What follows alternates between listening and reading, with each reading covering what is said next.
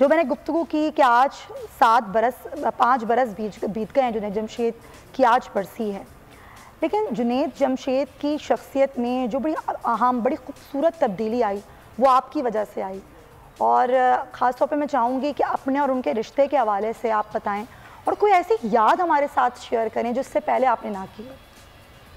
جنید کو اللہ تعالیٰ نے جو اخلاق دیے تھے وہ میں نے بہت کم دیکھے ہیں، بلکہ تقریباً ناپید ہی دیکھے ہیں۔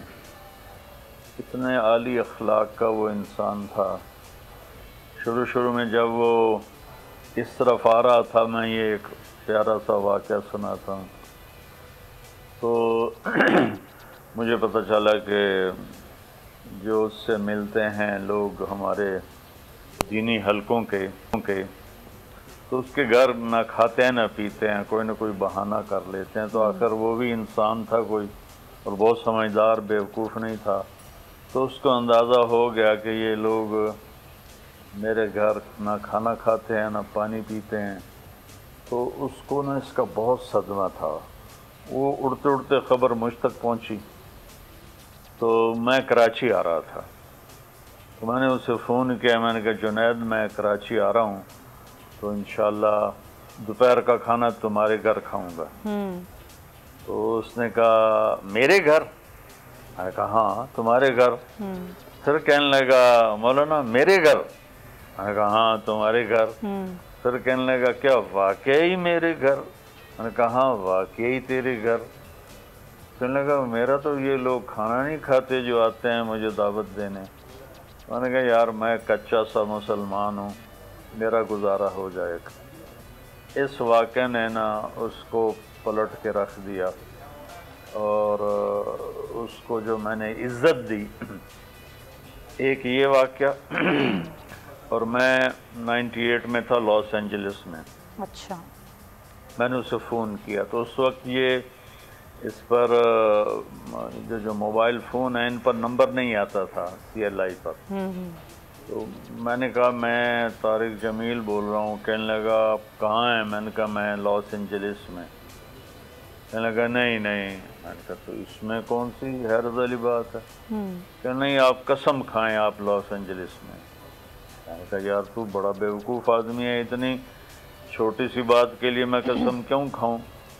وہ کہنے لگا میں اتنی ٹریولنگ کرتا ہوں، میں نے کبھی اپنے گھر فون نہیں کیا، آپ میرے گھر کے فرد بھی نہیں ہیں، اور اب مجھے امریکہ، اور وہ بھی آگے لاس اینجلس جو اس سے بھی آگے، وہاں بیٹھ کے آپ مجھے فون کر رہے ہیں، اس لیے مجھے یقین نہیں آ رہا۔ تو میں کہہ رہا ہوں آپ قسم اٹھائیں، اس سے محبت کر کے نا، اور اس کو عزت دے کر، ایک دن مجھ سے کہنے لگا اگر آپ مجھے کہتے ہیں تو یہ غلط کرتا ہے وہ غلط کرتا ہے تو شاید پھر میں آپ کے قریب ہی کبھی نہ آتا۔ تو اللہ تعالیٰ نے بس جو اس کو محبت دی، عزت دی، پھر اس نے بیچارے کا حال یہ تھا کہ چونکہ اس کی ساری کمائی تو میوزک تھا، تو کمائی ختم ہو گئی، تو مجھے اس نے فون پہ کہا کہ آج میرے گھر میں اتنے پیسے بھی نہیں کہ ماں کی دوا لا سکوں۔ تو ایسے موقعوں پر جو دیندار لوگ ہیں، مالدار، ان کے ذمہ ہوتا ہے ایسے لوگوں کو سنبھالنا، لیکن بدقسمتی سے ایسی کوئی فضا نہیں ہے ہمارے آپس میں۔ تو پھر اس نے پیپسی والوں کے ساتھ ایک ایگریمنٹ کر لیا، ادھر لبنان کی لڑکی تھی نوال، اس کے ساتھ اس نے گانا گانا تھا، تو اسے اس کے 4 کروڑ روپے ملنے تھے۔ تو وہ حالت اس کی میں نے آپ کو پہلے ہی بتا دی۔ تو اس نے نا وہ ایگریمنٹ سائن کر لیا، اور انہوں نے کہا شیو کرا دو، اس نے شیو کرا دیا۔ تو مجھے پتہ چلا کہ اس نے شیو کرا دی ہے، وہ کسی کا سامنا نہیں کر رہا۔ تو میں نے ایک دوست کو کہا کہ لاہور کی سیٹیں بک کراؤ اپنی اور اس کی، اور آپ لوگوں نے سیدھا میرے پاس رائمنڈ آ جانا ہے۔ تو پھر میں نے اسے فون کیا، میں نے کہا جنید میرا خیال تھا کہ تم پرسوں مجھے ملنے کے لیے آ جاؤ، میں رائمنڈ میں ہوں۔ تو کہنے لگا مولانا میں کس منہ سے آؤں؟ میں نے کہا جو منہ اللہ نے دیا ہے اسی کے ساتھ ہی آنا ہے، کسی اور منہ کے ساتھ تو نہیں آنا۔ تو کہنے لگا اچھا میں ٹکٹ کرواتا ہوں۔ تو مجھے پتا تھا اس نے ٹکٹ نہیں کروانا۔ تو جس دن اس کی فلائٹ تھی، رات کی فلائٹ میں نے لی، تو اس صبح میں نے فون کیا تو اس نے کہا مولانا وہ تو فلائٹ فل ہے، میں تو مجھے ٹکٹ نہیں ملی، جگہ نہیں ملی۔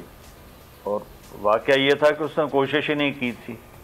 تو میں نے اس سے کہا کہ تیری سیٹ بک ہو چکی ہے، اور یہ نام ہے سلمان، ایک ہمارے بڑے پیارے دوست ہیں، میں کہا وہ آ رہے ہیں، انہوں نے تمہاری سیٹ کرا دی ہے، تم رات کو سیدھے میرے پاس آ جاؤ۔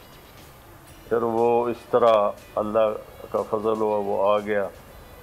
اور اس دن میں نے کوئی 60 نفل پڑھے اس کے لیے، دعا پہ دعا، دعا پہ دعا۔ پھر میں نے اسے 2 دن اپنے پاس رکھا۔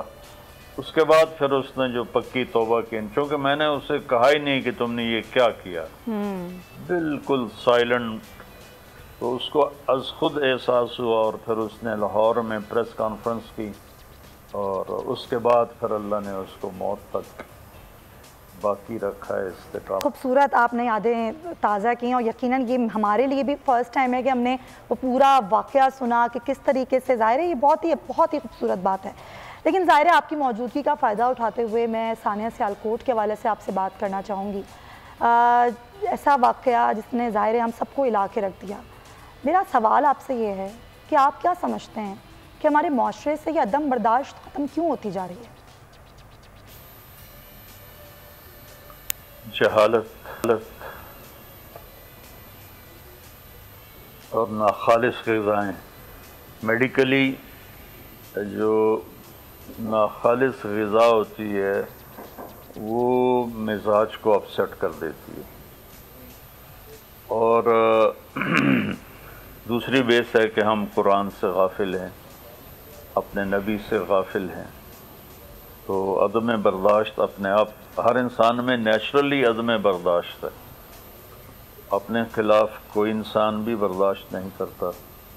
بڑھ اس لیے جاتی ہے کہ ایک قرآن اور اللہ تعالیٰ کے نبی کے فرمان سے غافل ہیں، اور دوسری غذاؤں کا بھی فرق ہوتا ہے۔ ہمارا ملک، ہم اپنے آپ کو ہی کاٹ کاٹ کے کھا رہے ہیں،